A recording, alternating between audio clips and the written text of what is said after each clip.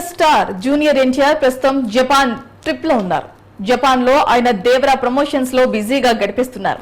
ఈ cinema Japan version మార్చి 28న grand గా release కానుంది. ఈ క్రమంలో తారక్ అక్కడ వారం నుంచి ప్రమోషన్స్ చేస్తూ అభిమానులను కలుస్తున్నారు. వాళ్ళతో కలిసి హుషారుగా డాన్స్ కూడా వేస్తున్నారు. మరి క్రమంలో ఆయనకు ఒక అద్భుతమైన మూమెంట్ ఎదురైంది. ప్రమోషన్స్ లో భాగంగా తారక్ అక్కడికి ఫ్యాన్స్ తో కలుస్తున్నారు.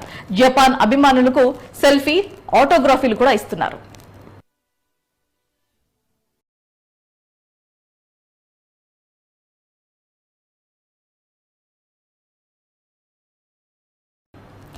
ఈ సమయంలో జపాన్ కు చెందిన ఒక అభిమాని తెలుగులో మాట్లాడి తారక్ ను ఆశ్చర్యపరిచారు. అన్న అంటూ ఆప్యాయంగా పిలిచి ఆకట్టుకున్నారు.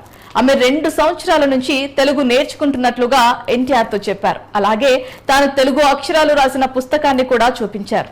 అన్న, నేను త్రిబుల్ చూసిన తర్వాత తెలుగు నేర్చుకున్నాను అని తెలిపింది.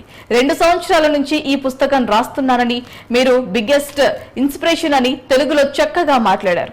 ఆమె మాటలకు తారక్ ఫిదా అయిపోయారు. ఈ స్పెషల్ మూమెంట్ ను ఆయన సోషల్ మీడియాలో షేర్ చేసుకున్నారు.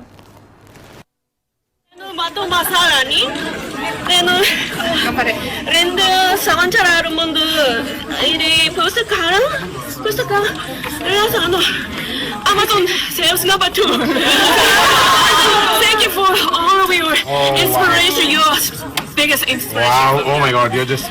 You're a bigger inspiration than all of us. ఇక్కడికి వచ్చినప్పుడల్లా జపాన్ నాకు అద్భుతమైన జ్ఞాపకాలు ఇస్తుందని జూనియర్ ఎన్టీఆర్ పేర్కొన్నారు. కానీ ఈసారి కాస్త భిన్నంగా అనిపించిందని చెప్పుకొచ్చారు. త్రిబుల్ సినిమా చూసిన తర్వాత జపాన్ కు చెందిన అభిమాని తెలుగు నేర్చుకుంటున్నానని చెప్పడం తనకు కదిలించాయని తెలిపారు. సినిమా పట్ల ఉన్న ప్రేమ, సంస్కృతి సరిహద్దులు దాటి ఆమెను తెలుగు నేర్చుకునేందుకు ప్రోత్సహించడం తానుకు ఎప్పటికీ మర్చిపోలేని సన్నివేశం అని తెలిపారు. తెలుగు సినిమా ప్రపంచవ్యాప్తంగా సెలబ్రేట్ చేసుకోవడానికి ఇది కూడా ఒక కారణమని కూడా ఎన్టీఆర్ పేర్కొన్నారు. నేను అరారా చూసిన తర్వాత తెలుగు నేర్చుకున్నాను. నేను మధు మసాలాని నేను 2 సంవత్సరాల ముందు ఇది పుస్తకం రాసాను. Amazon sales number 2. Thank you for all of your inspiration. Your biggest inspiration. Wow! Oh my God! You're a bigger inspiration than all of us. Thank you so much. Thank you. నేను అరారా చూసిన తర్వాత తెలుగు నేర్చుకున్నాను.